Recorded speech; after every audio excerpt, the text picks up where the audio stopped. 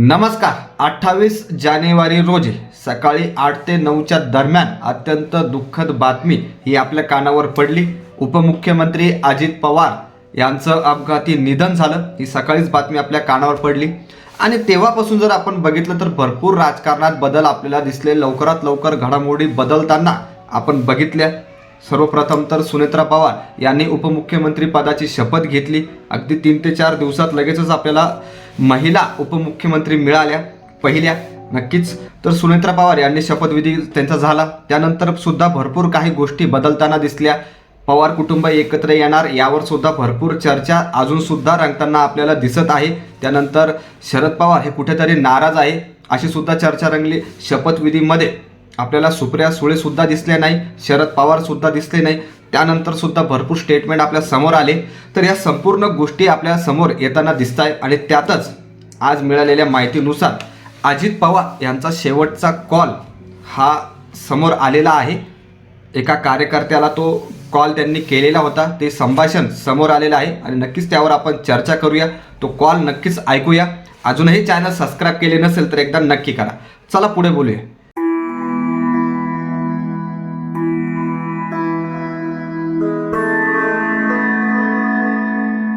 तर 28 जानेवारी रोजी दुःखद घटना ही आपल्या समोर आल्यानंतर खरं पाहिलं तर अजूनही ती बातमी पचत नाही आहे.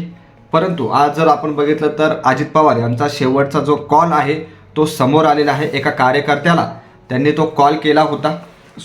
सर्वप्रथम तर त्या कार्यकर्त्याने एक मेसेज केला होता आणि विमानात म्हणजे अपघात घडण्याआधी तो कॉल होता. नक्कीच आपण तो सर्वप्रथम ऐकूया. त्यामध्ये अजित पवार म्हणतात, आम्ही पण सगळ्या जाती धर्माला बरोबर घेऊन जातो बाळा. म्हणजे मला जे वाटलं तसं नाही. बरोबर आहे, परंतु त्याच्यात माझ्याला मी जिल्हा परिषदेची उमेदवारी आता चुकत गटात दिलेली आहे. ओबीसीत रिझर्वेशन तर बाकीच्यांनी दिलं नाही, तर पक्षाने दुसरेच दिलेले. ज्या पद्धतीनं आपण केलेलं आहे की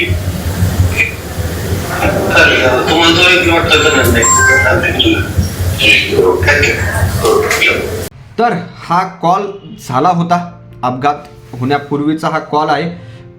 याच्यामध्ये जर बघितलं तर कार्यकर्ते श्रीजित पवार यांच्यासोबत त्यांचं बोलणं झालं होतं आणि ते शेवटचं बोलणं अजित पवार यांचं ठरलं. कार्यकर्त्याने जिल्हा परिषदच्या जागा वाटपावर थोडीशी तक्रार केली होती. त्या संदर्भात अजित पवार हे त्यांना सांगत होते. तर हा शेवटचा कॉल होता. तर आपण जर बघितलं तर भरपूर काही घडामोडी घडताना आपल्याला दिसत आहे आणि आपण याच्यामध्ये जर बघितलं तर शरद पवार यांच्यासुद्धा म्हणजे जेव्हा सुनेत्रा पवार यांची शपथविधी झाली त्यानंतरचं स्टेटमेंट जर बघितलं तर त्यांनी सुद्धा सांगितलं होतं की सुनेत्रा पवारांना संधी दिल्याचा आनंद नक्कीच आहे. शपथविधीवर मला सध्या भाष्य करायचं नाही, एक स्पष्टीकरण आलेलं आहे. भरपूर काही गोष्टी होत्या. तर हा शेवटचा एक त्यांचा कॉल होता, त्यांचं बोलणं होतं. नक्कीच भरपूर काही बातम्या समोर येताना दिसतंय. विमानात 6 व्यक्ती होते परंतु 5च जणांचे प्राण गेले असं दाखवण्यात येत आहे. तर 6वा व्यक्ती कोण आहे, अपघात कसा झाला, अपघात झाला की घातपात झालाय, भरपूर काही बातम्या सध्या आपल्या समोर येताना दिसत आहे. तुम्हाला या संदर्भात काय वाटतं नक्की कमेंट करून सांगा आणि सबस्क्राईब करायला विसरू नका. धन्यवाद.